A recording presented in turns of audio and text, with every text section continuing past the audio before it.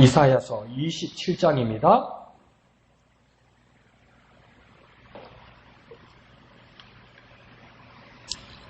본문에는 이사야 27장 2절부터 되어 있죠. 그래서 그 앞장 넘겨서 1절부터 이렇게 봅시다. 1절부터 13절까지 보면 27장 전체가 되거든요. 그러니까 금요일 맨 마지막 맨 뒷구절 27장 1장 되어 있는 것부터 딱 넘기시면 됩니다. 그래서 1절부터 다 같이 한 음성으로 읽겠습니다. 그날에 여호와께서 그의 견고하고 크고 강한 칼로 날랜 뱀 리워야단 곧 꼬불꼬불한 뱀 리워야단을 벌하심에 바다에 있는 용을 죽이시리라. 그날에는 너희는 아름다운 포도원을 두고 노래를 부를지어다. 나 여호와는 포도원 지기가 되며 때때로 물을 주며 밤낮으로 관수하여 아무든지 이를 해치지 못하게 하리로다. 나는 포도원에 대하여 노함이 없나니 찔레와 가시가 나를 대적하여 싸운다 하자 내가 그것을 밟고 모아 불사르리라. 그러하지 아니하면 내 힘을 의지하고 나와 화친하며 나와 화친할 것이니라. 후일에는 야곱의 뿌리가 박히며 이스라엘의 움이 돋고 꽃이 필 것이라. 그들이 그 결실로 지면을 채우리로다. 주께서 그 백성을 치셨던들 그 백성을 친 자들을 치심과 같았겠으며 백성이 죽임을 당하였던들 백성을 죽인 자가 죽임을 당함과 같았겠느냐. 주께서 백성을 적당하게 견책하사 쫓아내실 때에 동풍 부는 날에 폭풍으로 그들을 옮기셨느니라. 야곱의 부리가 속함을 얻으며 그의 죄 없이 함을 받은 결과는 이로 말미암나니 곧 그가 제단의 모든 돌을 부서진 횃돌 같게 하며 아세라와 태양상이 다시 서지 못하게 함에 있는 것이라. 대저 견고한 성읍은 적막하고 거처가 황무하며 버림받아 광야와 같은즉 송아지가 거기에서 먹고 거기에 누우며 그 나뭇가지를 먹어 없이하리라. 가지가 마르면 꺾이나니 여인들이 와서 그것을 불사를 것이라. 백성이 지각이 없으므로 그들을 지으시니가 불쌍히 여기지 아니하시며 그들을 조성하시니가 은혜를 베풀지 아니하시리라. 너희 이스라엘 자손들아 그날에 여호와께서 창이라는 하수에서부터 애굽 시내까지 과실을 떠는 것 같이 너희를 하나하나 모으시리라. 그날에 큰 나팔을 불리니 아수르 땅에서 멸망하는 자들과 애굽 땅으로 쫓겨난 자들이 돌아와서 예루살렘 성전에서 여호와께 예배하리라. 아멘.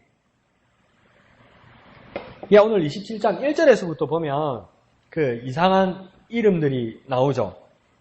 근데 그날에 누구를 막 벌하고 죽인다고 이야기하냐면 날랜 뱀 리워야단, 그것은 꼬불꼬불한 뱀 리워야단, 그 다음 또 뭡니까? 바다에 있는 용. 그러니까 이 리워야단이란 말은 뭐냐면 바다에 있는 가상의 그 괴물입니다. 괴물. 그러니까 용도 실제로 있는 겁니까? 없는 겁니까? 없는 거죠. 그런데 그걸 그러니까 가상의 막 무서운 괴물로 말하는 것처럼 우리는 용 정도까지만 있었지만 이 고대 근동, 이스라엘 쪽의 고대 근동에서는 용과 같이 리워야단이라는 바다 괴물도 그 무서운 가상의 그 괴물이었다는 것이에요. 그런데 여기서 보면 세 가지가 나오죠. 그죠? 날랜 뱀 리워야단, 그 다음 꼬불꼬불한 뱀 리워야단. 그래서 날랜 뱀 리워야단은 뭐라고 이야기하냐면 어떤 사람들 그것은 아수르다. 그 다음 꼬불꼬불한 뱀 리워야단은 뭐냐? 그 뒤에 나타나는 나라 바벨론이다. 그 다음 맨 끝에 그 바다에 있는 용은 뭐냐? 애굽이다. 그래서 아수르, 바벨론, 애굽이 뭡니까? 이 나라들이 멸망하는 것이다. 그렇게 막 이야기도 하기도 하는데 막 끼워 맞춘 건데 막 틀렸다 말하기도 그렇고 그걸 맞다고 아멘 하기도 그렇고 애매해요. 근데 여기서 더 중요한 뜻은 뭐냐면 새 동물로 대표되는 모든 원수들이 하나님께서 심판하신다 이 말입니다. 이 모든 원수들에 대해서 정말 무시무시해서 이게 사람인지 괴물인지 귀신인지 바다 생물인지 모를 정도로 이 무시무시한 대상들, 그래서 막 하나님을 모르는 사람들 그를 신으로 섬기는 그런 대상들, 그 대상들에 대해서 하나님께서 그 날에 하나님께서 정하신 날에 하나님께서 모두 죽이신다. 이 말은 무엇입니까? 어떤 원수들도 하나님이 심판하신다 이 말입니다. 어떤 원수들도. 그래서 그 영국의 근대 사회가 돌아오면서 유명한 그 민주주의 사회에 대한 그 책에 써져 있는데 그 책의 이름이 뭐냐면 토마스 홉스가 썼던 리바이어던이라는 책이 있습니다. 리바이어던. 그 리바이어던이 뭐냐면 이 리워야단이란 말입니다. 똑같은 말이거든요. 그러니까 이게 뭐냐면 민주주의라는 것이 무엇입니까? 사람은 아니고 가장 사람들의 인격을 존중하는 것 같은데 민주주의라는 사회가 뭡니까? 이상하게 뻗어가면 그게 괴물이라는 것이죠. 그래서 그 토마스 홉스가 리바이어던, 이 말이 뭡니까? 리워야단 이런 뜻입니다. 그러니까 이 모든 체제, 모든 시스템, 모든 대적들, 우리를 두렵게 하는 모든 것들, 그러나 1절이 시작될 때 그날에는 하나님이 정하신 그날에는 하나님께서 뭐 어떻게 하신다고 합니까? 모두 심판하신다는 겁니다. 그러니까 모든 원수들은 하나님이 심판하십니다. 하나님. 그것을 믿고 그것을 의지하고 그것을 가지고 소망을 가지고 살아가는 저와 여러분 되었으면 좋겠습니다. 잊지 않는 저와 여러분 되었으면 좋겠습니다. 한번 해볼까요? 모든 원수들은 하나님이 심판하신다. 네, 결국은 하나님께서 심판하십니다. 근데 뭡니까? 그 날에는 한 날을 정해서 하나님께서 모두 심판하십니다. 그러니까 우리를 막 핍박하고 억압하고 우리를 힘들게 하는 모든 시스템, 사람, 대적, 괴물, 환경 모두 무엇입니까? 하나님께서 정하신 그 날에 하나님께서 다 심판하실 겁니다. 그러니까 하나님이 심판하신 우리를 맡기면 되는 겁니다. 그래서 심판하신 하나님, 그 하나님을 바라보고 소망을 가지고 살아가는 저와 여러분 되었으면 좋겠습니다. 자, 그러면서 그 후로 이제 환경이 완전히 바뀌는 거죠. 그 심판의 날에 또 어떤 날이 되냐면 똑같이 2절에 그날에 너희는 무엇을 가진다고 이야기하냐면 아름다운 포도원을 두고 노래를 부를 것이다 이러죠. 그러니까 즐거움과 기쁨의 노래를 부를 것이다. 이 말은 뭡니까? 하나님께서 당신의 백성을 회복과 기쁨을 선언하시고 그들에게 즐거움과 축제를 주실 것이다 이렇게 말하는 겁니다. 그러니까 1절과 2절을 제가 왜 붙여서 보자고 이야기했냐면 1절에 시작하는 말도 똑같이 그날이었고요. 2절에 시작하는 말들도 똑같이 그날이었으면 한 날인데요. 한 날이 뭡니까? 누구에게는 심판이 되고 한 날이 누구에게는 축제의 날이 된다는 겁니다. 그러니까 우리는 어디에 섰을 때, 우리가 어디에 서 있을 때, 어디에 잘못 서 있으면 똑같이 하나님으로부터 심판받고 우리가 똑같은 그늘에 하나님 앞에 바로 서 있으면 기쁨과 잔치와 축제의 자리로 간다는 것이죠. 그리고 또 이게 어떤 뜻이냐면 한 날 그날로 말하는 것은 무엇입니까? 청소를 깨끗이 하여 좋은 가구가 들어오지. 집에 막 먼지 가득하고 막 쓰레기 가득한데 그 뭐 좋은 가구 새 가구 갖다 놔보자고 빛이 납니까? 네, 한 가지입니다. 하나님께서 무엇입니까? 이 모든 환경 더러운 것들 심판날 때 다 깨끗이 쓸어버리고 난 후에 잔치자리, 축제의 자리가 열린다는 것입니다. 그래서 이 포도원이란 말은 뭐냐면 이스라엘 백성, 하나님의 택하신 백성 전체를 말하는 겁니다. 그러니까 목사님이 수요일날 말씀하셨던 예수님이 비유하시는 요한복음 15장의 포도나무 비유하고는 조금 다릅니다. 그러니까 요한복음 15장에서는 하나님 아버지께서 농부가 되시고 예수님은 뭡니까? 포도나무 자체셨죠. 그리고 뭡니까? 가지가 우리였죠. 그죠? 그래서 이 가지가 열매를 맺어야 된다고 이야기했지만 이사야에서 지금 27장에서 말하는 것은 뭐냐면 포도나무 하나하나가 이스라엘, 하나님의 택한 백성 이스라엘 사람들이고 이 사람들이 모여있을 때 포도원이 된다 이 말입니다. 그리고 하나님께서는 무엇입니까? 이 포도원 지기가 된다 이 말입니다. 그러니까 농부와 같은 말이겠죠. 포도원을 지키는 자, 포도원을 관리하는 자가 된다는 것이죠. 그런데 이게 왜 기이하냐면 이사야서가 전체가 66장으로 되어 있어요. 그래서 어떤 사람들은 뭐냐면 이사야서가 39장까지 하고 그 다음 39장까지 하고 40장부터 66장까지 분위기가 조금 달라요. 그러니까 39장까지는 심판하는 내용이 많이 나왔어요. 그런데 40장부터는 새 희망과 소망을 보여주는 것들이 기조를 이루거든요. 그래서 어떤 사람들은 뭐라고 하냐면 한쪽은 이사야가 썼고 한쪽은 이사야의 제자들이 마무리를 했을 것이다 이렇게 말하는 사람도 있고 어떤 사람들은 세 등분을 나누는 사람도 있고 이래요. 그런데 이게 뭐냐면 이렇게 세분해서 나눌 수 있는 이유가 뭐냐면 이사야서 전체를 보면 이사야서 5장에도 뭐냐면 포도원 비유가 나옵니다. 근데 이사야서 5장에서 포도원 비유는 뭐라고 이야기냐면 좋은 나무를 심었는데 너희가 무엇을 맺었다고 이야기하냐면 들포도를 맺었다 이래요. 들포도. 그러니까 못 먹는 포도. 아무짝에도 못 쓰는 포도. 근데 나무를 좋은 나무라고 하나님께서 포도원 지기가 좋은 나무로 인해서 포도원을 만들어 주었는데 열매를 뭡니까? 나쁜 열매를 맺었다고 해요. 그 나쁜 열매를 맺은 들포도를 맺은 나무들에 대해서는 뭡니까? 심판하신다고 그런 거예요. 근데 오늘 27장에서 똑같은 포도인데 그 포도에서 뭡니까? 좋은 열매가 맺었다는 거예요. 참 포도 열매가 맺었다는 거예요. 그래서 기쁨의 잔치가 일어난다고 이야기하는 거예요. 그래서 아름다운 포도원이 되어서 2절에 보면 그날에 너희는 아름다운 포도원을 두고 노래를 부른다. 기쁨으로 가득 차게 된다는 겁니다. 그런데 이상하지 않습니까? 똑같은 포도나무였는데 이스라엘 백성들, 하나님의 택한 백성들이 모여서 똑같은 포도나무였는데 5장에서는 들포도를 맺었어요. 근데 27장에서는 왜 참 포도, 좋은 포도 열매가 맺어서 아름다운 포도원이라고 하나님께서 부르셨을까요? 여기는 뭡니까? 3절에 보면 하나님께서 그러하게 만들어버린 거예요. 그러니까 하나님께서 조처한 거예요. 믿고 맡겨놨더니 안 되더라는 것이죠. 그래서 하나님께서 직접 손을 내시고 하나님께서 하셨다는 겁니다. 그래서 3절에 뭐라고 합니까? 나 여호와는 포도원지기가 되었다 이렇게 말하는 거예요. 이제 누구에게 맡기거나 포도가 알아서 열매를 맺을 거라고 그렇게 기대하지 않고 하나님께서 직접 포도원지기가 되어서 그 다음 뭐 하고 있습니까? 때때로 때를 따라서 물을 주고 밤낮으로 간수하고 또 아무든지 이를 해치지 못하게 해코지도 못하게 하겠다는 것이죠. 그러니까 하나님 아버지께서 포도원지기가 되어서 하나님께서 직접 물을 주고 또 밤낮 간수하고 아무도 해치지 못하게 했다는 겁니다. 그러니까 이처럼 하나님은 뭐냐면 우리를 죄악에서 건지심으로 구원하신 후에 그냥 방치해서 알아서 살아라 이렇게 말하는 분이 아니라는 겁니다. 그러니까 하나님께서 처음에 그런 시도를 해본 것처럼 이사야서가 5장에서 이야기를 해요. 포도원을 만들어줬는데 들포도를 맺더라. 그러니까 하나님께서 어떻게 조처하셨냐면 좋은 포도원을 만들어준 것으로만 끝나지 않고 좋은 포도 열매를 맺을 수 있도록 하나님께서 그렇게 관리하시고 모든 것을 애를 쓰시는 것처럼 하나님께서 우리를 창조하셨다면 우리를 창조하신 것으로 그냥 두는 것이 아니라 비록 우리가 타락하고 죄 가운데 있을지라도 우리를 구원하셨고 우리를 구원한 것으로 끝나는 것이 아니라 성령께서 우리 가운데 오셔서 내주하셔서 하나님께로 이끄는 놀라운 역사가 계속 일어난다는 것입니다. 그러니까 하나님 우리를 방치하는 하나님이 아니라는 겁니다. 하나님 한번 우리에게 팍 던져주고 그냥 내버려두는 하나님이 아니라는 겁니다.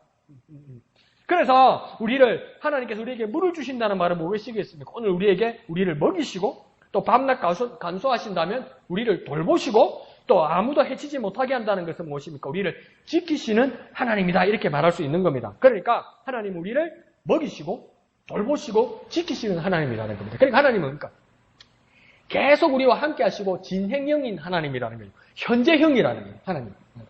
그때부터 지금까지 계속 이어져서 우리와 함께 하시는 하나님이라는 겁니다. 그래서 그 말씀을 하시기 위해서 하나님께서 포도원지기가 되어서 물을 주고 밤낮 간수하고 해치지 못하도록 지키고 있다고 그렇게 이야기하는 겁니다. 이런 하나님 우리는 어떻게 고백해야 되겠습니까? 여전히 우리를 먹이시고 돌보시고 지키시는 하나님이십니다. 하나님은 나를 먹이시고 돌보시고 지키시는 하나님입니다. 나를 구원하신 하나님은 나를 구원하신 걸로 끝나는 것이 아니라 구원하신 나를 먹이시고 돌보시고 지키시는 하나님입니다. 그러니까 그 하나님을 바라보고 그 하나님을 경험하고 그 하나님께 믿음으로 고백하는 저와 여러분 되시기를 부탁드립니다. 한번 해볼까요? 우리를 구원하신 하나님은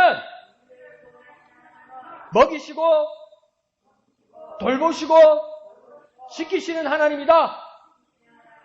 먹이시고 돌보시고 지키시는 하나님이다.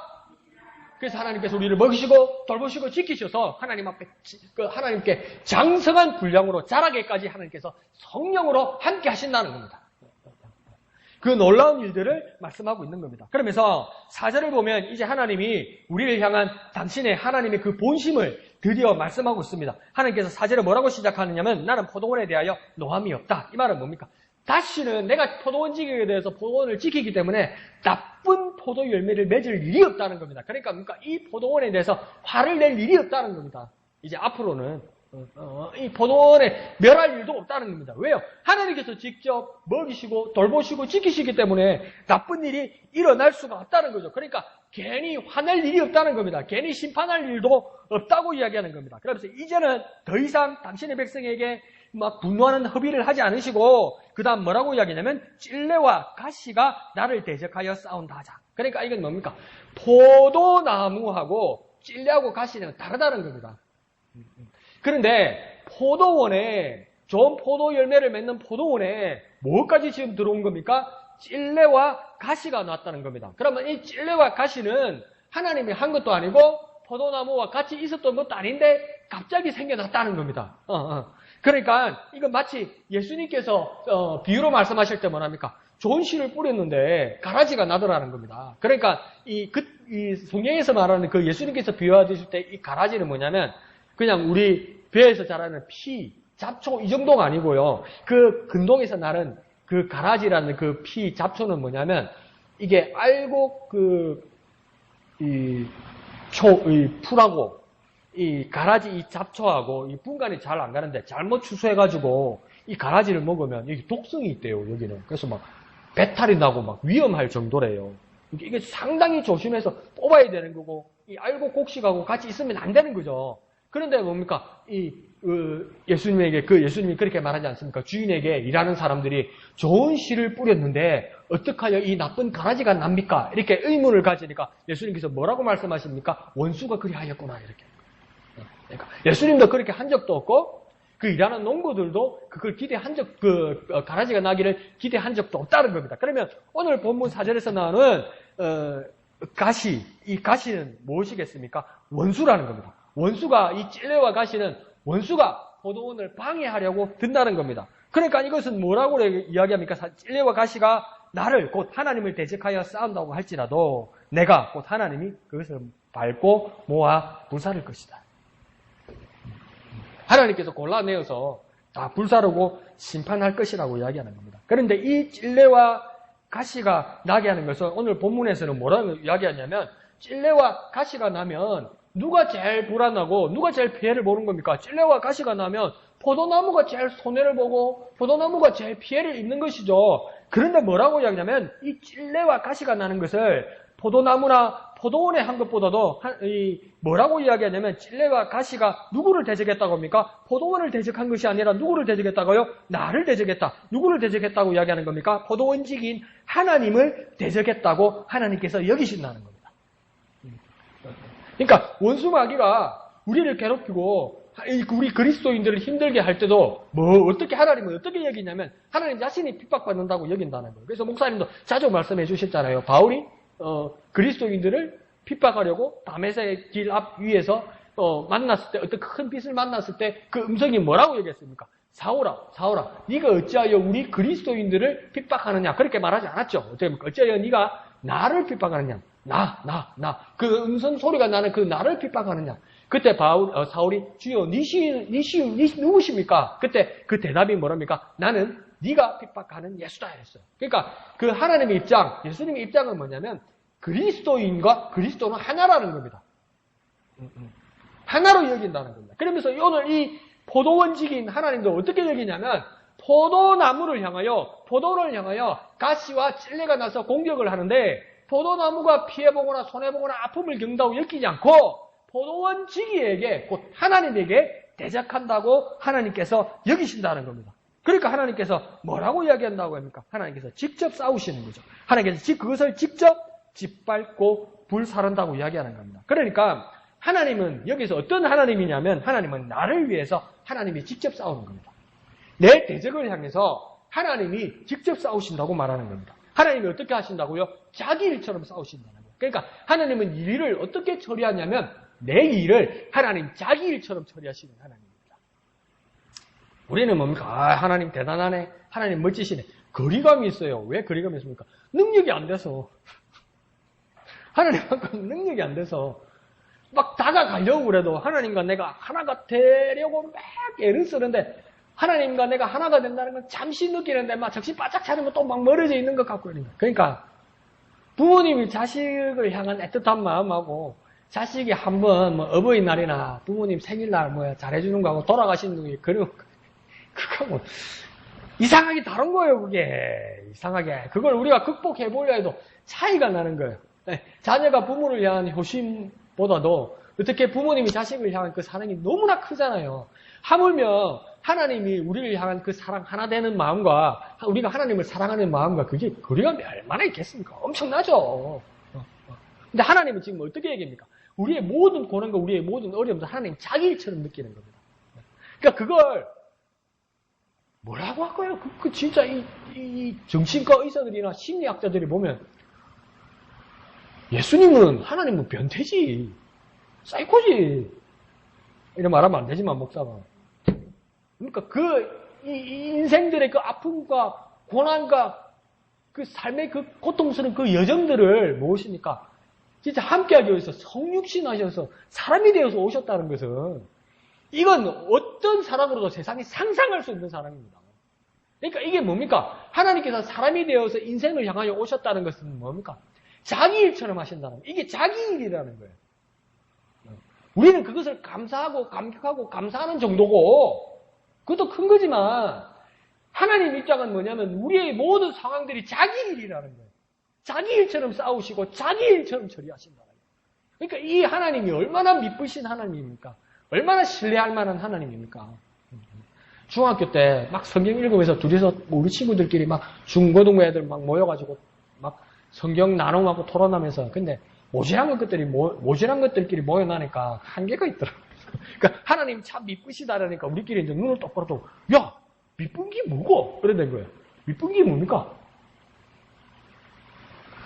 우리 결론이 뭐냐면 잘못 쓴 거 아이가? 이쁘다는 거 아이가? 이 미쁘다는 말은 뭡니까? 믿음직스럽다. 진짜 신뢰할 수 있는 분이라는 겁니다. 그러니까 하나님께서 인류를 향하여 하시는 일은 하나님 자기 일이라는 겁니다.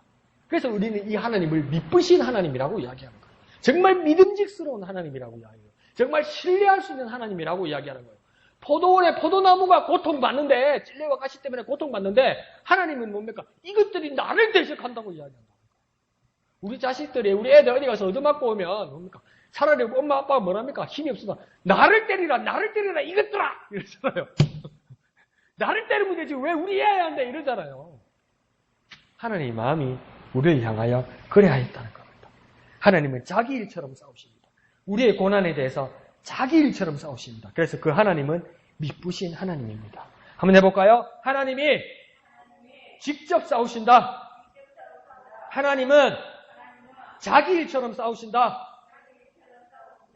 그 미쁘신 하나님을 의지하는 저와 여러분 되시기를 부탁드립니다. 자, 그런데 5절에서 하나님의 깊은 마음을 한번 보십시오. 5절을 한번 잘 주의해서 봐야 되는데 5절에 시작하는 말이 그러하지 아니하면 내 힘을 의지하고 나와 같이 나면 나와 같이 날 것이다 이러잖아. 이 그러하지 아니하면은 뭐냐면 나쁜 뜻이나 부정적인 뜻이 아닙니다. 이거 누구에게 말하는 거냐면 찔레와 가시처럼 하나님의 백성, 하나님의 사람들을 대적하고 하나님을 괴롭히는 그 열국들과 많은 사람들이 그 하나님의 백성, 하나님의 사람들 포도원을 괴롭히고 찔레와 가시로 공격하는 그 모습에서 돌이키면 이 말입니다. 이건 사실은.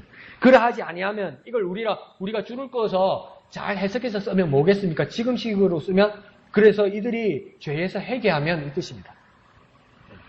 이들이 죄에서 회개하면 여태 하나님의 대적 원수이었어도 이제 그 악한 길에서 돌이킨다면 회개한다면 구체적으로 하나님의 능력과 은혜를 의지한다면 하나님을 능력과 피난처로 요새이신 하나님으로 피난한다면 뭐라고 이야기합니까?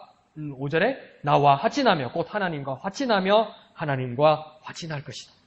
진짜 안전하고 평화할 것이다. 이건 뭡니까? 포도원만이 안전하고 화평한 것이 아니라 가시와 찔레 같은 하나님의 대적들이 돌이키기만 한다면 하나님과 화친할 수 있다는 겁니다. 그러니까 하나님께서 얼마나 엄청난 능력을 가지고 계시는지 이 가시와 찔레에게도 하나님과 화친하면서 하나님이 열매 맺게 하실 계획이 있는 것 같아요. 놀라운 일이죠. 날 문자주의면 이거 막 기도하고 이거 말씀 가지고 막 기도하면서 막 연구하면 될 거야. 하나님 나에게 지혜를 주시고 과학적 능력을 주셔서 가시와 찔레에서 포도가 맺게 하여 주십시오. 노벨상 탈 거야. 근데 그 정도로 놀라운 역사가 나타난다는 겁니다. 하나님과 화친하게 되면 악한 길에서 돌이키기만 하면 하나님의 원수들도 하나님의 대적들에게도 하나님은 평안을 주신다는 겁니다. 그러니까 하나님은 어떤 분입니까? 원수에게도 샬롬이신 하나님입니다. 원수에게도 샬롬이신 하나님입니다. 그래서 예수님께서 우리에게 뭐라고 가르쳤습니까? 신명기에서는 네 이웃을 사랑하라고 그러지 않았더냐? 이미 신명기에서 말씀하셨어요. 내 이웃을 사랑하라고요. 근데 예수님 더 나아갑니다. 누구까지요? 네 원수를 사랑하라고. 그게 뭡니까? 하나님의 크신 계획입니다, 이게. 그러니까 가시와 찔레 같은 저 대적도 너희가 사랑하여서 하나님의 크신 계획으로, 하나님의 샬롬으로, 하나님의 평화로 모든 사람들을 아우르겠다는 겁니다. 그래서 하나님의 크신 그림, 하나님의 크신 계획을 바라보고 순종하는 저와 여러분 되어야 됩니다. 인간적으로야 감정적으로야, 개인적으로야 믿고 얄미운 사람들 얼마나 많습니까? 근데 하나님의 계획은 우리 계획보다 너무나 크고 깊고 넓다고요. 그러면 순종해서 따라가 보면 이 모든 사람들이 하나님의 샬롬, 하나님의 평안에 오는 겁니다. 그런데요, 우리가 힘을 키우는 것도 좋고요, 우리가 강해지는 것도 좋고요, 우리를 깔보지 못하게 우리가 능력이 있는 것도 좋고요, 건세와 거리가 있는 것도 좋은데 가만히 생각해 보십시오. 지금 이 전 세계에도 큰 힘과 능력과 부와 재력과 이 군사력이 있는 그 어떤 나라가 뭡니까? 관대한 나라가 어디 있습니까? 없어요. 더 누르려고 더 괴롭히려고 그래요. 전 세계 선진국, 지금 20세기, 21세기 모든 선진국들 보십시오. 많이 가지고 있고 부유해서 남에게 순수한 마음으로 자선을 베푸는 나라 아무도 없습니다. 보십시오. 자기 이익을 위해서 누르고 자기 이익을 위해서 씁니다. 깜짝 놀랐어요, 여러분. 지금은 없어지지만 강화문 앞에 일제시대 때 조선 총독부가 있었잖아요. 예? 그 그림하고요, 그 조선 총독부 건축하고요, 인도 뉴델리에 가면 똑같은 구조물이 하나 있습니다. 영국이 식민지 세우면서 만든 거예요, 그거. 그거 일본에 가서 뺏겨가지고 여기다 지어놓은 거예요.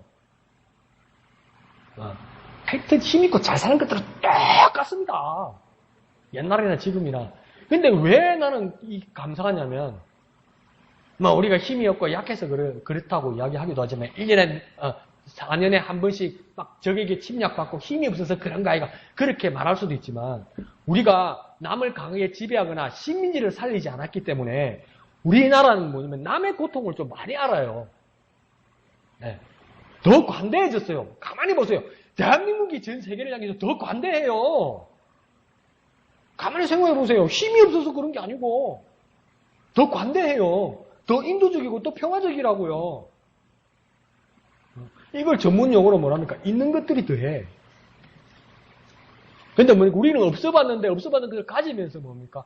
가난한 사람, 아픈 사람의 마음을 알아요. 그러니까 하나님도 지금 예수님도 하나님도 뭐라고 하냐면 이웃을 사랑하는 것을 넘어서 무엇입니까? 원수를 사랑하는 것은 하나님의 그 큰 그림에서 뭡니까? 그 일을 잘 수행할 수 있는 것은 뭡니까? 네 착각이다 말할 수 있지만 한국 교회밖에 없습니다. 한국 교회밖에 없습니다. 한국에 있는 교회밖에 없습니다. 남들에게 관대하고 원수를 사랑할 수 있는 것은. 그러니까 우리가 한번 넘어서 보자고요. 마음 같아서는 안 해주고 싶은데 일본 사람들도 불쌍히 여겨야지 어떡해. 할 수 있는 나라는 우리나라밖에 없습니다. 철천지 원수 아닌가? 철천지 원수. 야, 참 별의별 사람이 다 있더라고요. 내일이 광복 기념일이잖아요. 그죠? 태어날 때부터 앞이 안 보이는 분인데, 네? 여자분인데 3일 운동을 했더라고. 그래서 감옥에 갇혔어요. 근데 유관순 열사하고 같은 방에 갇혔어요. 3평 되는 방인데 3평에다가 20명을 가둬놨어요. 네? 그러니까 누울 수가 없어. 근데 앉아있으면 몸이 퉁퉁 부어서 죽을 것 같아. 그러니까 그걸 뺑뺑뺑뺑 도는 거예요. 그래서 교대로 2-3명씩 자는 거예요. 근데 그 안에 맹인인 이분도 같이 독립운동을 했다는 거예요. 근데 이 아드님이 이제 그분은 1980년도에 돌아가시고 이 아드님이 나와서 증언을 하는데 뭐냐면 자기 어머님이 돌아가실 때까지 귀에서 고름이 나오더라는 거예요. 실외도 또 고름이 나오고 왜 고름이 나냐고 나중에 얘기 들어보니까 일본 간수장한테 대한 독립에 대해서 그 정당성을 이야기하다가 불려와가지고 뺨을 있는 대로 맞아요. 그래서 고막이 터져서 고름이 들더라고요. 이봉창 열사가 도시락 폭탄을 가지고 일본 그 천황왕에 던지려다가 실패했잖아요. 근데 그 도시락 폭탄을 기구 선생이 이봉창 열사한테 어떻게 넘겨주냐면 그 도시락 폭탄을 잘못 가져가다 들키잖아요. 그러니까 3살짜리 어린애 유모차 안에다가 그 폭탄을 넣은 거예요. 근데 그러니까 3살짜리 어린애가 그걸 폭탄이 뭔지 모르고 깔고 앉아서 그까지 간 거예요. 예? 근데 그 할머니가 90살인데 지금 살아계셔. 그래서 그 할머니가 넌 몰랐지? 이러는 거예요. 그게 뭐 도시락인지 폭탄인지 3살짜리 애가 뭘 알아? 이러는 거예요. 근데 그 할머니 아버지가 독립운동을 하다가 잡혀서 5살 때인가 3살 때 기억이 나는데 그 자료화면 보면 여러분 기억나지 않습니까? 일제시대 때 일본 사람들이 그 제수들을 그 가만히 볕단 집단으로 머리에다 푹 씌워가지고 가는 거 보셨죠? 사진 같은 거 보면, 그죠? 집단을, 모자를 만들어 씌워가지고 가는데. 그 많은 사람들이 이렇게 끌려가는데, 밖에서 이렇게 끌려가는데, 5살짜리 이 딸은 누가 아버지인지를 모르겠는데, 어머니는 알더라는 거야. 저희 네 아버지다는 거. 그 충격을, 그 기억을 나이 90인데 잊지를 못한다는 거야. 근데 아버지가 이제 진영을 살고 왔는데 뭡니까? 한겨울에 빨가 벗겨가지고 맨발로 그 얼음 위를 뛰게 했답니다. 그러니까 동상에 걸려가지고 발이 다 터져가지고 제대로 회복 못하고 돌아가시는 거예요. 자, 예수님 뭐라고 원수를 사랑하라는 거예요. 근데 이런 고난을 겪어본 사람이 누가 있습니까? 이 전 세계에. 한국밖에 없어요. 한국 사람밖에. 근데 한국 사람밖에 없는데 그 고난을 겪은 사람들 중에 정말 가난과 궁핍함을 겪었던 사람들 중에 이것을 극복하고 회복하여서 잘 사는 나라가 대한민국이라 딱 한 나라밖에 없어요. 그러니까 원조를 받다가 유엔에 원조를 받다가 유엔에다가 원조금을 내줄 수 있는 나라가 대한민국 한 나라밖에 없어요. 그러니까 하나님의 실험 대상은 대한민국 교회밖에 없습니다. 원수를 사랑할 수 있는 유일한 뭡니까? 이 열쇠를 쥐고 있는 나라는 한국 교회밖에 없습니다. 한국 교회가 마음을 강팍하게 먹지 말고 정말 힘들고 이가 가지 않더라도 십자가 지시면서 죽어가기까지 예수님 앞에서 머리 흔들고 침 뱉는 사람까지 사랑하고 용서하고 불쌍하게 여기시던 예수님을 본받아서 원수를 사랑하는 모습으로 나아가야 한다는 겁니다. 오늘 이사야 27장에서도 하나님의 마음이 그겁니다. 가시와 찔레가 되어서 그들을 공격할지라도 혹시 그러하지 아니하면 회개하여 돌이키면 하나님의 샬롬, 하나님의 평안을 그들에게 줄 것이다. 그것이 하나님의 마음과 하나님의 계획이라고 이야기하는 겁니다. 자, 그래서 6절을 보면 하나님의 그 계획이 보입니다. 6절에 뭐라고 시작하냐면 후일에는 야곱의 뿌리가 박히며 이스라엘의 움이 돋고 이렇게 이야기합니다. 그래서 보면 아닌데 야곱, 이스라엘 말하는 거 보니까 하나님께서 특별히 택하신 백성만, 택하신 민족에게만 복을 베푸시는 것 같은데 그런데 이 이스라엘만 말하는 것이 아니라 이 뭐라고 이야기합니까? 6절에 보면 야곱의 뿌리, 이스라엘의 그 다음 뭡니까? 꽃이 필 것이다 그러잖아요. 꽃이 핀 다음에 모든 열매들은 모든 나무들은 열매를 맺겠죠. 그래서 뭡니까? 그 결실로 이러잖아요. 그러니까 그 열매는 어디를 덮는다고 이야기합니까? 지면을 덮는다고 이야기합니까? 땅을 덮는다고 이야기해요. 온 땅을 덮는다고 이야기해요. 다시 말하면 뭡니까? 온 세상, 온 이방, 온 열방 세계에도 풍성한 열매로 가득하고 즐겁게 만들 것이다. 이겁니다. 그러니까 이게 뭡니까? 하나님의 궁극적이고 종말론적인 하나님의 비전입니다. 그러니까 우리가 주의해야 될 것도 있고 그렇지만 우리가 잊지 말아야 될 것도 있다고 목사님께서 말씀하셨잖아요. 이단들이 이걸 정리해버렸죠. 뭡니까? 시한부 종말론. 몇 년도 몇월 며칠 예수님 오신다. 세상에 종말이 올 것이다. 그러니까 다 때려차라. 회사도 때려차고 뭡니까? 가정도 내팽개치고 다 우리 공동체로 온다. 그래야 구원받는다. 그러니까 이것 때문에 이 이단들이 점령한 것 때문에 뭡니까? 주님께서 다시 오실 그날에 대해서 교회가 위축되어 있었다고 얘기했잖아요. 근데 여기서는 뭡니까? 하나님께서 궁극적인 종말에 대해서 이야기합니다. 그 마지막 날에는 모든 사람들이 기뻐할 날을 하나님께서 그리고 있다는 겁니다. 모든 사람들이 이 열매로 혜택받기를 하나님께서 기대하고 있다는 겁니다.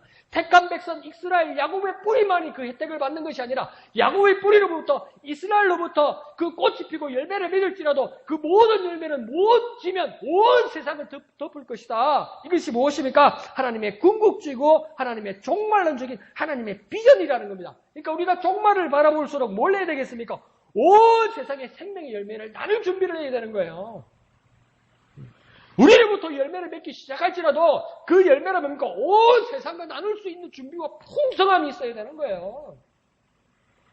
그러니까 우리가 뭡니까? 종말을 준비해야죠.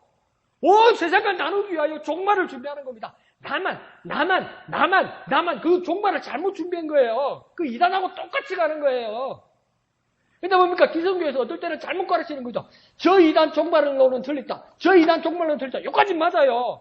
저네들이 틀렸기 때문에 우리 종말론만 맞다. 그래서 우리만 구원받는다. 이게 잘못됐다고요. 하나님께서 주신 비전은 그 열매를 우리 손에서 열매 맺게 하셨는데 온 세대가 나눌 수 있도록 온 세상과 나누도록 그것을 바라보고 비전의 사람이 되라는 겁니다. 성교하고 전도하는 사람이 되라는 겁니다. 그날이 다가올수록 더욱 증거하라는 겁니다. 니께 아니고 우리 거라는 겁니다. 모두의 것이라는 겁니다. 그래서 온 세상에 생명의 열매를 나눌 수 있는 저와 여러분 되었으면 좋겠습니다. 자, 그러면서 7절, 8절을 보면 하나님의 형벌이 정확하게 죄악에 대한 보응으로 임하는 것이 아님을 7절, 8절은 이야기하고 있습니다. 주께서 그 백성을 치셨던들 그 백성을 친 자들을 치심과 같았겠으며 백성이 죽임을 당하였던들 그 백성을 죽인 자가 죽임을 당함과 같았겠느냐. 이 말은 뭐냐면요. 이스라엘 백성들이나 그 백성들이 아수르나 바벨론의 침략을 받아서 고난받고 침을 받았는데 뭡니까? 똑같이 갚지 않겠다는 겁니다. 하나님. 그만큼 하나님께서 갚으면 그렇게 치는 것처럼 똑같이 그것을 죽이는 것처럼 똑같이 해버리면 하나님 앞에서 구원받을 사람, 살 사람이 누가 있겠습니까? 그러니까 하나님은 아무리 하나님께서 형벌을 하셔도 백성들에게 구원과 은혜를 염두에 두고 형벌하신다는 겁니다. 그러니까 사람의 감정적인 형벌과는 완전히 다르고 원수들이 뭡니까? 하나님의 백성을 진멸하려고 대드는 거하고는 완전히 다르죠. 진짜 죽이려고 드는 겁니다. 세상은 형벌하는 목적이 뭐냐면 죽이려고 드는 겁니다. 근데 하나님의 형벌은 무엇입니까? 돌이키려고 하는 겁니다. 여전히 하나님의 마음에는 뭡니까? 구원과 은혜가 이 마음에 있는 거예요. 형벌이 수저는 뭐냐면 구원과 은혜로 돌이키기 위해서 하나님께서는 그렇게 하시는 겁니다. 그래서 그러니까 그 가운데 그 백성을 친 자들, 백성의 죽인 자들, 이 말은 뭐냐면 그 아수르나 바벨론처럼 이스라엘을 무자비하게 마구 사륙한 그 나라들을 말합니다. 그런데 하나님은 그들처럼 그렇게 하지 않으시고 바벨론을 심판하시는 만큼 가혹하게 자신의 백성들에게 그렇게 하지 않는다는 겁니다. 왜요? 하나님은 자기의 사랑하는 백성들에게 구원과 은혜를 베푸신다는 겁니다. 그래서 더 구체적으로 8절에서는 어떤 비유를 듭니까? 주께서 백성을 적당하게 견책하사 이러죠. 이 주께서 백성을, 이 성경에 이런 말도 있네요. 근데 우리 많이 혼나잖아요. 적당하게 믿고 적당하게 해가지고 어중간하게 적당하게 막 무리하지 말고 적당하게 구원받으면 된다. 그러지 말고 우리 얼마나 혼나고 얼마나 바로 살아나고 그렇게 막 꾸중 듣고 이랬습니까? 그런데 오늘 성경에는 이렇게 나와 있습니다. 하나님의 백성을 적당하게, 하나님도 적당하게. 하나님 이상한데. 근데 이게 적당하게는 말은 어떤 뜻이냐면 이거 한글로 의역한 겁니다. 아주 막 이해하기 쉽게 많이 꾸며서 해석을 한 겁니다. 이게 원어에는 뭐라고 되어 있냐면 스아라고 됐습니다. 이 스아가 뭐냐면 계량단위입니다. 계량단위. 스아라고 되어 있죠. 메스아에 뭐요 메스아에 이래 되어 있죠. 이 스아라는 말인데 이 스아가 무슨 뜻이냐면 여러 도량령 중에 이스라엘에 에바라는 단위가 있고 스아라는 단위가 있어요. 근데 에바라는 단위보다도 3분의 1밖에 안 되는 게 스아입니다. 그러니까 우리식으로 말하면 한 에바가 한 22리터 되면 한 스아는 한 7.3리터 된다는 겁니다. 22리터 대 7.3리터. 그럼 7, 3, 21. 한 3배 되죠. 그죠? 3분의 1. 대로 치볼까요? 대로 치면 12대. 한 에바는 12대. 그런데 뭡니까? 스아는 뭡니까? 4대. 4, 3, 12. 이렇게 되죠. 그러니까 제 값은 12대로 맞아야 되는데 하나님께서 혼내는 건 뭡니까? 4대로 하신다 이 말입니다. 그러면 왜 12대짜리를 4대로 하실까? 왜 에바짜리를 스아로 하실까? 왜 3분의 1로만 하실까? 죽이는 게 목적이 아니라는 겁니다. 멸망시키는 게 목적이 아니라는 겁니다. 하나님께서 뭡니까? 우리의 아픔에 대해서 뭡니까? 우리의 죄에 대해서 하나님께서 적당하게 하시면서 뭡니까? 돌이키기를 원하고 다시 돌아가기를 원하는 하나님의 계획이 그 안에 있다는 것이죠. 그래서 그 비유로 뭐라 합니까? 동풍이라는 것을 말하죠. 그죠? 여기서 동풍이라는 건 뭐냐면 이 동쪽에서 불어오는 바람인데 막 이 고대 근동이 불어오는 바람에 막 뜨거운데 또 바람이 얼마나 강한지 막 이 집안도 날려버리고 부숴버리고 막 이런 바람이랍니다. 너무 건조해서 웬만한 막 구조물들도 흩어버리고 이런 바람이라고 이야기합니다. 그런데 그 바람을 통해서도 8절에 뭐냐면 동풍 부는 날에 폭풍으로 그들을 옮기셨느니라 이렇게 말하죠. 그러니까 죽인 것이 아니라 그 뜨거운 동풍이 불어도 그 폭풍으로도 뭡니까? 죽인 것이 아니라 옮겼다고 이야기하잖아요. 이 옮겼다는 말은 뭐냐면 이제 아수르나 바벨론에 뭡니까? 포로로 갔다는 것이죠. 그렇지만 죽이지 않으시고 만약에 포로로 갔다면 결국은 70년 후에 그들은 어떻게 했습니까? 다 돌아왔지요. 그와 마찬가지로 동풍을 불어서 옮겼다는 건 뭡니까? 하나님이 죽이는 게 목적이 아니라고요. 멸망시키는 게 목적이 아니라고요. 에바에서 스와로 줄이는 것도 뭡니까? 죽이는 게 목적이 아니라고요. 멸망시키는 게 목적이 아니라고요. 뭡니까? 고난과 심판이라는 것은 하나님의 사람, 하나님의 백성에게는 고난이라는 것, 심판이라는 것은 곧 사라진다는 겁니다. 그리고 하나님의 심판이라는 것은 무엇이겠습니까? 우리가 다시 돌아갈 수 있다는 겁니다. 그러니까 하나님의 심판은 곧 사라지는 것이고 하나님의 심판에 대해서는 돌아올 수 있다는 겁니다. 우리가 돌아온다는 걸 말하는 겁니다. 그러니까 두 가지를 기억합시다. 하나님의 심판은 무엇입니까? 곧 사라질 것이고 하나님의 심판이라는 것은 우리가 곧 돌아올 것이다. 그러니까 사라질 것이고 돌아올 것이다.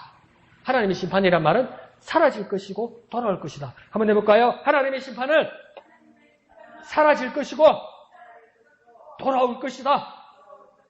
다시 아무리 하나님께서 우리를 치신다고 할지라도 하나님께서 적당하게 작은 모습으로 우리에게 고난이 사라지게 하시고 또한 하나님께 돌아오는 은혜를 베푸신다는 그 하나님을 잊지 않는 저와 여러분 되시길 부탁드립니다. 자, 그러면서 어떻게 할 때 돌아오는지를 9절에서 말씀합니다. 그런데 9절도 참 말을 어렵게 써놨죠. 야곱의 불의가 속함을 얻을 것이며 그의 죄 없음을 받은 결과는 이로 말미암나니 곧 그가 제단의 모든 돌을 부서진 햇돌 같게 하며 아세라와 태양상이 다시 서지 못하게 함에 있는 것이라.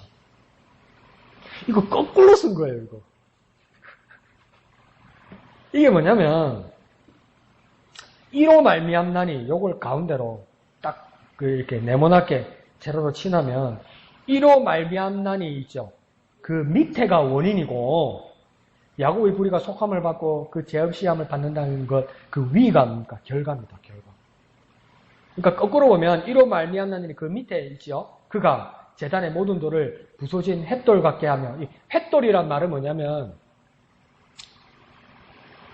흙돌, 푸석돌. 그러니까 뭐죠? 석고같이 물 많이 먹으면 노란 돌 있죠. 저 살에 가면 그 조금 웬만한 망치는 조그만 그 딱딱한 걸로 때리면 툭툭툭툭 부서지는 거 있죠. 그 돌같이. 그런 돌과 같다는 겁니까? 이방 재단에 돌 있잖아요. 석상들 있잖아요. 그걸 뭡니까?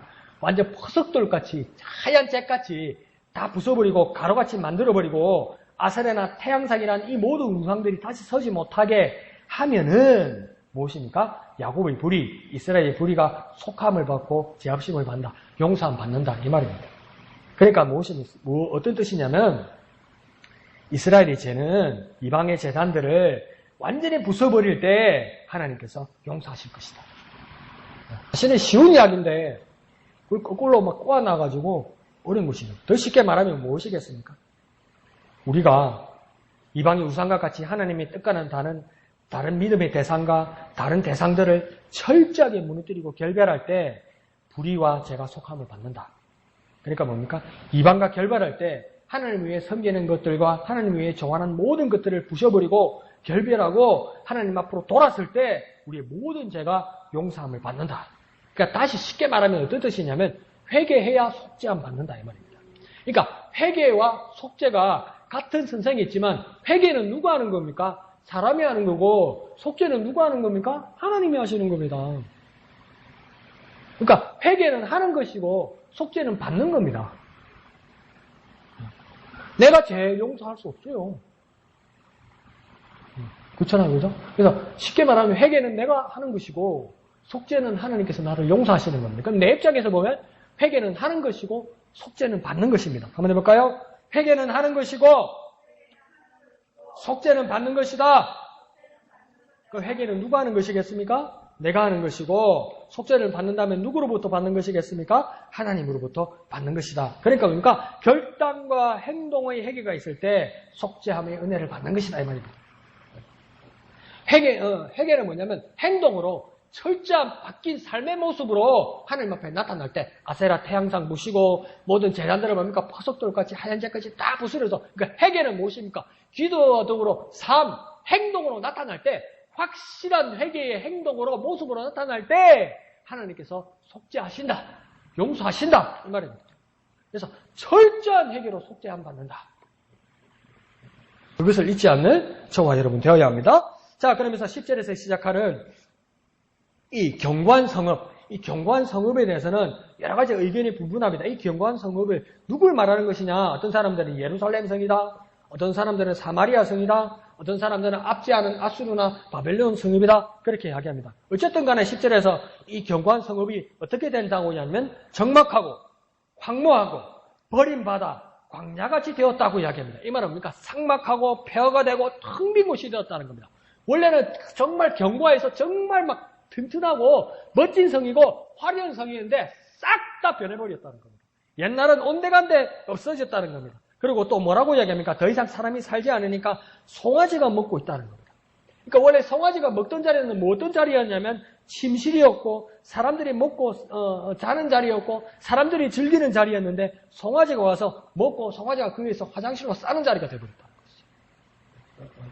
완전 쓰레기장이 되고 뒷간이 되고 썩는 자리가 되어 그렇게 변했다는 겁니다. 그러면서 또 뭐라고 이야기합니까? 10절에 그 나뭇가지를 먹어 없이 한다. 이 말은 무엇이겠습니까? 나뭇가지를 먹어 없이 한다는 것은 이 대생임질하는 이 짐승들, 염소, 송아지, 또 뭐 있죠? 그 여러 동물들은 대생임질을 한다서 뭡니까? 많이 먹어두죠. 특별히 그 막 산에다 염소 풀어놓으면 하루 종일 씻고 있습니다. 하루 종일. 눈 떠 있는 동안은 안 자는 동안은 하루 종일 씻고 있습니다. 근데 우리 생각 같으면 배 터지 죽을 건데 이 정도로 막 씹습니다. 그러니까 눈에 보이는 걸 다 씹습니다. 그런데 이 송아지를 갖다가 사람이 키웠으면 어떤 거는 먹어도 되고 어떤 거는 못 먹게 다 이 단속을 할 건데 이 견고했던 성읍이 다 적막하게 됐으니까 보이는 대로 닥치는 대로 이 송아지가 대생임질을 하기 위해서 입안에 가득 있고 윗속에 가득 넣으면서 계속 씹는다는 거예요. 이게 알곡인지 이게 해로운 건지 사람에게 필요한 건지 짐승은 먹으면 안 되는 건지 관계없이 모조리 뜯어서 막 쓸어서 먹고 씻고 하루 종일 오물거린다는 겁니다. 그러니까 다 뜯어먹으니까 뭡니까? 흔적도 없어진다는 거예요. 그러니까 한라산에 어떤 잡초가 나서 이건 아무래도 이게 조경사들이 와서 제거를 해도 안 되는데 말을 한 11마리 풀었다잖아요. 그 말도 대생임질 오물거리잖아요. 흔적도 없어졌대야. 다 씹어먹었대야. 다 뜯어먹었대야. 그러니까 이 견고한 성읍에 난 것들 알곡인지 잡초인지 관계없이 송아지가 싹 다 뜯어먹었다는 겁니다. 흔적도 없이. 그러니까 왜 그렇게 됐냐? 그 견고한 성읍이 11절에는 뭐라고 이야기했냐면 11절인가요? 물 주는 사람도 없고 키우는 사람도 없고 보호하는 사람도 없으니까 뭡니까? 가지가 마르고 쉽게 꺾였다 이 말입니다. 11절에는 그렇게 나오죠. 가지가 마르면 꺾이나니 이는 왜 이렇게 되냐? 물 주는 사람도 없고 키우는 사람도 없고 보호하는 사람도 없고 관리하는 사람도 없으니까 폐허가 됐으니까 가지가 마르고 쉽게 꺾였다는 겁니다. 그러니까 누가 나타납니까? 여인들이 와서 그것을 부살할 것이다. 아무것도 할 거 없고 군인도 아니고 그 성을 지키던 군인도 아니고 장군도 없고 군주도 없고 왕도 없고 뭡니까? 그냥 나약한 연인들이 왜 여기를 찾아왔냐면 땔감 찾아왔다는 겁니다. 불쏘시개 찾아왔다는 겁니다. 잘 말라가지고 땔감 찾아와서 뭡니까? 그것을 불사르는 걸로 불쏘시개로 썼다는 것이죠. 그러니까 아주 비참해지고 비루해지고 연약해졌다는 겁니다. 모두 메마르고 모두가 뜯어먹어버리고 그것도 남은 것도 불로 다 살아버렸다는 거예요. 견고한 성읍이 그렇게 폐허가 돼버렸다는 거죠. 근데 11절 하반절에서는 뭐냐면 왜 이 성읍 사람들이 11절 하반절에 말하는 것처럼 왜 이렇게 비참해졌을까? 왜 그들을 지으신 이가 불쌍히 여기지도 아니하시고 그들을 조상하신 이가 은혜를 베풀지 아니할 정도로 왜 이렇게 비참해졌을까? 그래서 한가운데 넣어줘. 11절 한가운데 뭡니까? 불사를 것이라 이렇게 내놓고 그 다음 뭐라고 합니까? 백성이 무엇이 없으므로? 백성이 지각이 없으므로. 백성이 지각이 없다는 말은 어떤 뜻이와 똑같냐면 하나님의 뜻을 이해하지도 않고 깨닫지도 못하기 때문이다. 그러니까 지각이 없다는 뜻은 하나님의 뜻을 이해하지도 깨닫지도 못하기 때문이라는 거죠. 그러면 모르는 게 죄입니까? 그렇게 말할 수도 있지만 여기서 이 백성이 지각이 없다는 것은 뭐냐면 알라고 들지를 않았다는 겁니다. 알려고 들지를 않았다는 겁니다. 하나님의 뜻을 이해하려고도 깨달으려고도 애쓰지 않았다는 겁니다. 그러니까 이건 뭡니까? 지혜나 지식을 받았나 받지 않았나보다 더 중요한 건 뭡니까? 이건 의지의 문제입니다. 내가 하나님의 뜻을 알려고 하나님의 뜻을 깨달으려고 내 평생의 소원 대속해 주신 사랑을 그 다음 뭐랍니까? 간절히 알기 원한다고 이야기하잖아요. 그 원함이 없다고요. 이 백성이 지각이 없다는 말은 뭐냐면 원함이 없다고요. 의지가 없다고요. 그래서 메말라서 타서 버리게 되었다는 것입니다. 그러니까 우리가 뭡니까? 하나님의 뜻을 알려고 해야 된다고요. 막 간절히 소원해야 된다고요. 알려고 주님께 나아갈수록 주님께서 은혜 베푸신다는 겁니다. 그저 되겠지, 알아서 하시겠지. 그런 말이 어디 있어요? 그보다도 더 뭡니까? 호세아서도 뭐라고 이야기합니까? 내 백성이 하나님을 아는 지식이 없어 망한다고 이야기하잖아요. 그러니까 아이고 무식한 게 잽니까? 그렇게 말하지 않고 그 다음 호세아가 뭐라고 권합니까? 우리가 여호와를 알자, 여호와를 힘써 알자고 이야기하잖아요. 의지를 독려하잖아요. 우리도 뭐라고 얘기합니까? 하나님의 뜻을 알 수 있도록 하나님의 뜻을 깨닫게 하여 주셔서 간절히 그렇게 구해야 된다는 겁니다. 그렇지 않으면 정말 폐허가 된 성읍처럼 비참하게 멸망할 수도 있다는 것이죠. 그러면 지금 말했던 11절로부터 9절로 올라가면 차곡차곡 올라가면 우리의 임무가 나오는 겁니다. 첫 번째, 하나님의 사람, 하나님의 백성으로서 우리는 첫 번째 무엇을 해야 되느냐? 11절에서 말한 것처럼 하나님의 뜻을 이해하고 깨닫기 위해서 간절히 사모해야 됩니다. 더 요약해 드려볼까요? 하나님의 뜻을 간절히 사모해야 됩니다. 첫 번째가 그것입니다. 하나님의 뜻을 간절히 사모해야 됩니다. 그 다음 두 번째는 뭘 해야 될까요? 행동으로 회개해야 됩니다. 결단과 행동으로 회개해야 됩니다. 결단과 행동으로 철저하게 회개하는 사람에게 구절의 말씀처럼 철저하게 회개하는 사람에게 하나님께서 속죄함의 은혜를 베푸시는 겁니다. 그러면 더 요약해 드려볼까요? 첫 번째는 뭡니까? 사모해야 됩니다. 두 번째는요, 회개해야 됩니다. 세 번째, 그래 할 때 뭡니까? 속죄함의 은혜를 받는 겁니다. 더 한번 요약해 드려볼까요? 첫 번째는 사모하는 것이고, 두 번째는 회개하는 것이고, 그럴 때 세 번째, 속죄함의 은혜를 받는 겁니다. 첫 번째는 뭐라고요? 사모해야 되는 것이고, 두 번째는요, 회개해야 되는 것이고, 그럴 때 세 번째 뭡니까? 속죄함의 은혜를 받는 것입니다.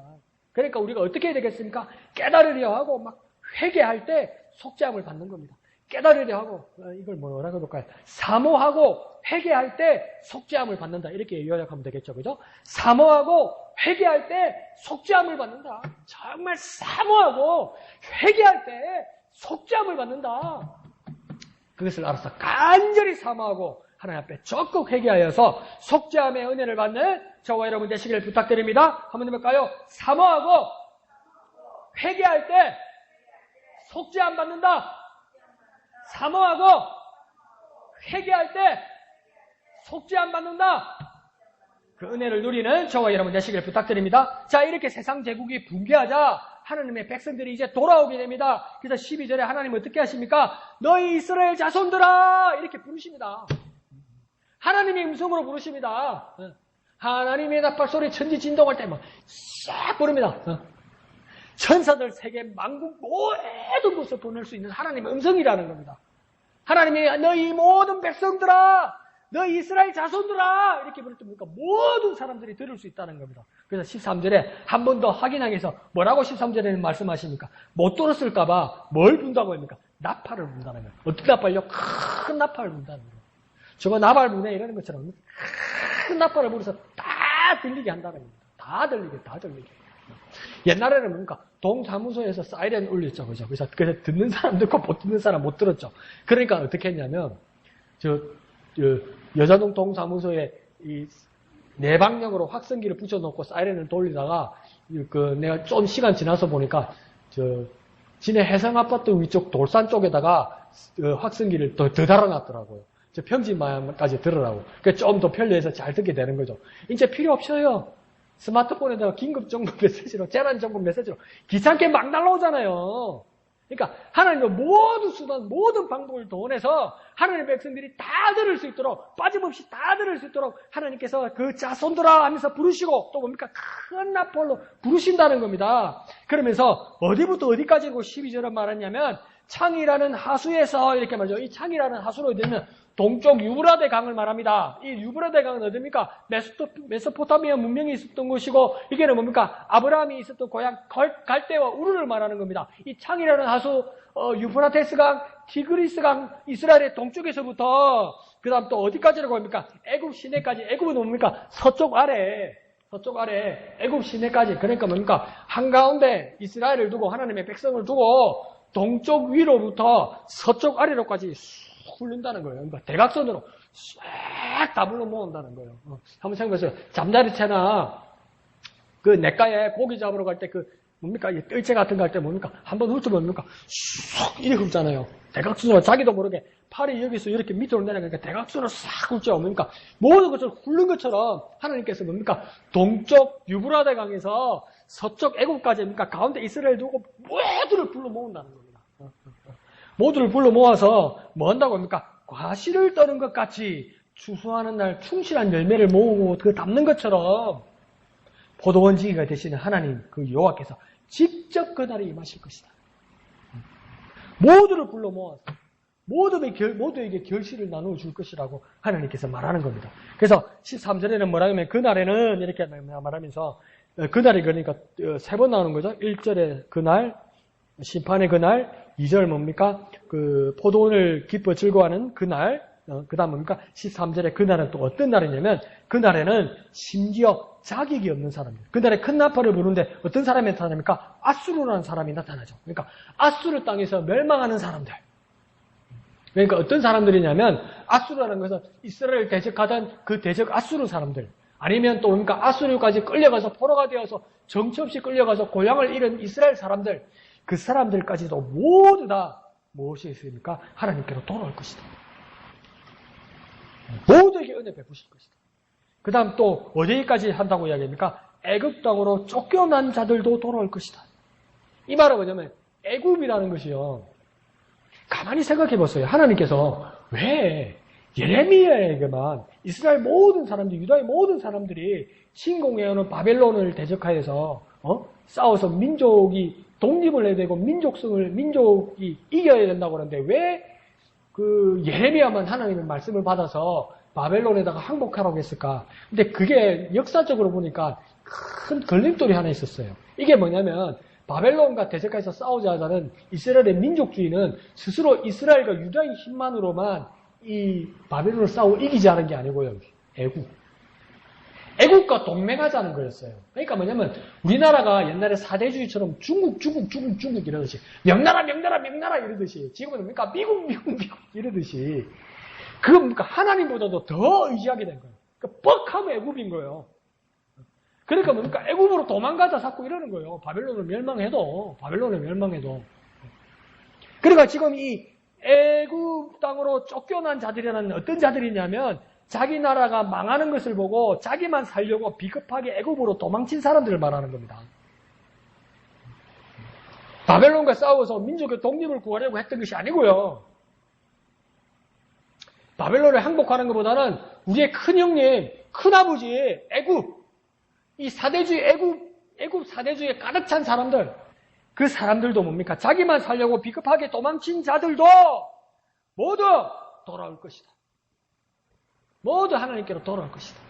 모두 변화되어서 정말 하나님 말 뜻을 깨달으려고 사모하고 철저하게 삶으로 행동으로 회개하면 하나님께서 속죄하시며 은혜를 베푸실 것이다. 그것은 누구도 예외가 되지 않는다. 심지어 철천지 원수와 같은 자들이라도 그 100년 전에 독립만세운동 불렀던 사람들은 그렇게 철저하게 고통 가운데서 그렇게 괴롭혀서 저 민족들에게도 저 받아간다 저 사람들도 하나님 앞에 회개하고 돌아온다면 그 복음을 우리 대한민국 교회가 그들에게 증거한다면 하나님의 은혜를 받을 사람이라고 이야기하는 거죠. 목사님 내일 강복절입니다. 제발 그딴 식으로 말하지 마십시오. 그런 생각이 들지라도 하나님의 큰 그림은 그러하다는 겁니다. 자, 이들이 어디로 돌아온다고 이야기합니까? 예루살렘 성산으로 돌아올 것이다. 예루살렘 거룩한 산으로 돌아올 것이다. 예루살렘이 왜 거룩한 산이 됩니까? 그것은 하나님의 임재가 있는 곳이기 때문입니다. 그것은 무엇입니까? 하나님께 예배하는 거룩한 예배차가 되기 때문입니다. 그러면 그 하나님의 예루살렘 성산에서 뭐 하려고 그러는 겁니까? 여호와께 예배할 것이다. 맨 끝에 뭡니까? 여호와께 예배하리라. 뭐 하려고요? 여호와 하나님께 예배하려고요. 모두를 모은다는 겁니다. 그러니까 우리 그리스도인들에게 그 종말론의 절정의 종말론은 무엇입니까? 하나님 앞에 예배하는 겁니다. 우리 종말론의 절정은 무엇입니까? 하나님 앞에 예배하는 겁니다. 종말에 하나님께서 우리에게 오셔서 우리를 하나님께서 불러주시는데 우리를 불러서 하나님 나라로 일으키시는데 하나님 나라로 끌어올리시는데 그러니까 제발 정신 차려서 뭡니까? 정말 주책 맞은 말 하면 안 되는 거예요. 하나님 내 집 어디입니까? 하나님 내 집 몇 호입니까? 지붕은 저 우경이 집처럼 장마 때 안 새지? 곰팡이 없지? 뽀송뽀송하지? 그딴 식으로 말하면 안 된다는 거예요. 예배처가 어딘지 알아야 된다는 거예요. 하나님 나라를 부르셨을 때 예배하는 곳을 찾아야 된다는 거예요.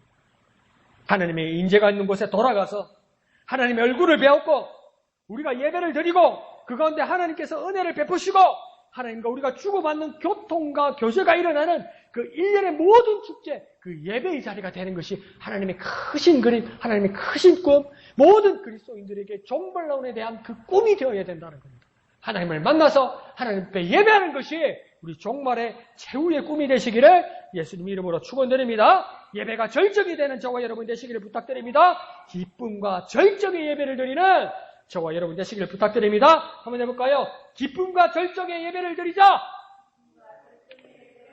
기쁨과 절정의 예배를 드리자. 그래서 마지막 날에 주님 앞에 기쁨과 절정을 온 사람들을 모아서 야, 우경이 저거 지겹다. 5집사 저거 봐라. 2집사 저거 봐라. 우와, 철저지 뭐 은수 저 완전 사람 같지도 않은 저것들을 전부 인간 만들어가지고 하나님 사람 만들어가지고 막 예배한다. 우와, 이게 진짜 예배 아이가 막 우리가 남이가 우리가 예배자 아이가 막 그런 모습으로 하나님 앞에 영광 돌리는 그날을 바라보고 예수를 증거하고 참 예배자 되시기를 예수님 이름으로 축원드립니다. 모든 사람들에게 예수 이름을 증거하는 저와 여러분 되시기를 부탁드립니다. 이 시간 다 같이 찬송하신 후에 기도하겠습니다.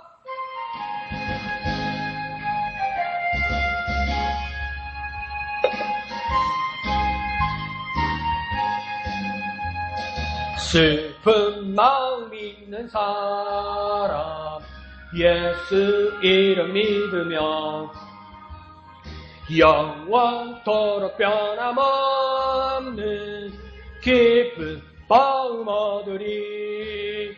예수의 이름은 세상의 소망이요 예수의 이름은 천국의 기쁨일세. 존귀하신 주의 이름 우리 기쁨되도다. 주의 품에 안길 때에 기뻐 찬송 부르리. 예수의 이름은 세상의 소망이요 예수의 이름은 천국의 기쁨일세. 우리 갈 길 다간 후에 보좌 앞에 나아가 왕의 왕께 경배하며 멸류관을 드리. 예수의 이름은 세상의 소망이요 예수의 이름은 천국의 기쁨일세. 아멘. 이 시간 기도하실 때 우리가 정말 구원과 소망의 이름 예수 이름을 온 세상에 전해서 심지어 우리 원수에게까지 전해서 기쁨과 절정의 예배를 모두가 드릴 수 있도록 기쁨과 절정의 예배를 모두가 드릴 수 있도록 우리가 이 소망의 이름 예수를 증거해서 우리의 이웃과 우리의 원수들까지 다 같이 기쁨과 절정의 예배를 드릴 수 있도록 주님 역사하여 주시옵소서. 이 시간 주님의 이름 크게 한번 부르고 다 같이 기도합니다. 주여! 구원과 소망의 이름 예수 이름을 증거하여서 우리 이웃들에게 증거하여서 심지어 우리 원수들에게까지 증거하여서 기쁨과 절정의 예배를 드리는 우리가 되게 하여 주시옵소서. 마지막 날에 그날에 종말의 날에 우리 예배가 기쁨과 절정의 예배가 되게 하여 주시옵소서. 예수의 이름 그 귀하신 이름 구원의 이름을 모두에게 증거하는 참 예배자 참 증거자 될 수 있도록 주님 우리 가운데 역사하여 주시옵소서. 예수 이름을 증거하는 우리가 될 수 있도록 주님 역사하여 주시옵소서. 주님